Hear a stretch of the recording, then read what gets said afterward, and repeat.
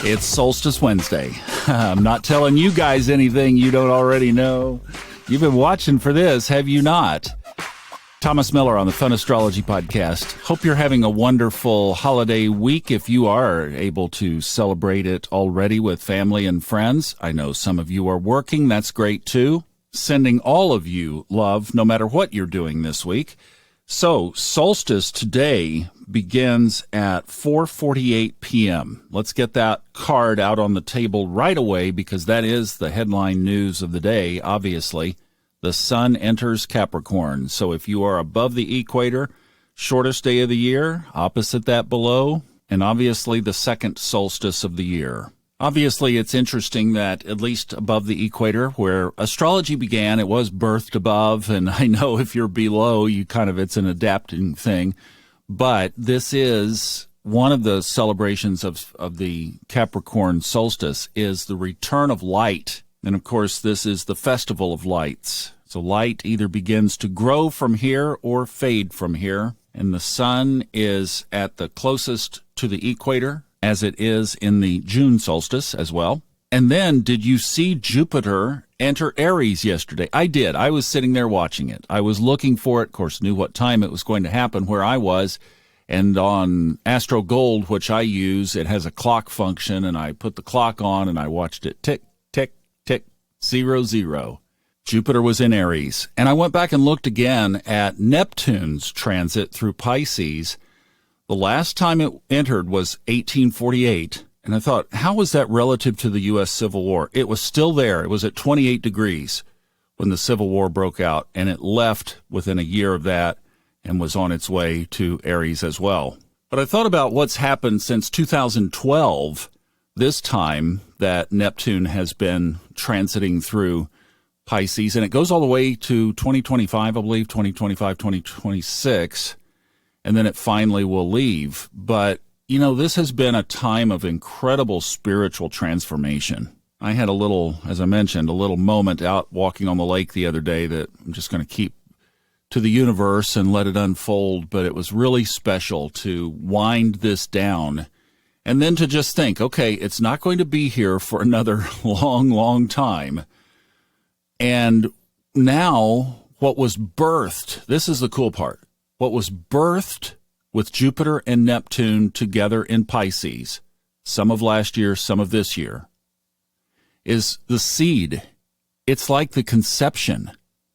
And now Jupiter moves into Aries to begin the growth process, and we get to cycle Jupiter over the next 12 to 13 years all the way around the zodiac as all of the elements and the seeds that were combined over this past year in Pisces, these spiritual awakening seeds, are now going to manifest and grow through the expressions of the 12 signs. Everywhere Jupiter touches, it somehow expands.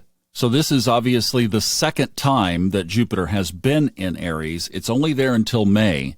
Then it moves into Taurus, where it will be for a full year, uninterrupted by retrograde this time. So between now and May, if you have something that you wanted to launch, particularly around something spiritual, this would be a fine time to put some feet to it, because then we're going to be entering into that grounding of Taurus, which is also going to be incredibly welcome. And I'm loving that it's going to be a full contiguous path through without the retrograde interruption.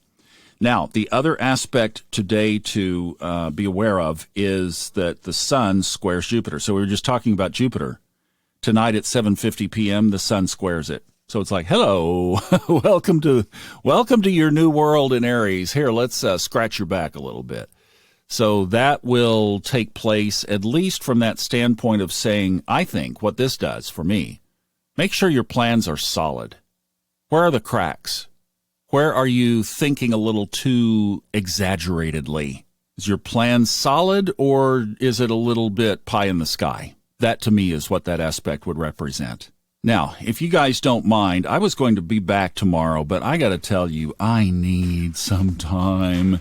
And I am going to get, speaking of Jupiter, I'm going to get into Lord Jupiter, my Sprinter van, and I'm going to fly south like these geese that have been going overhead and go see if I can find some warmer weather for a little while and say hello to some of you and some good friends in Florida and family, actually, as well, and see if we can wrap all of that in January and then probably be back here early part of February. We'll see if that unfolds like that.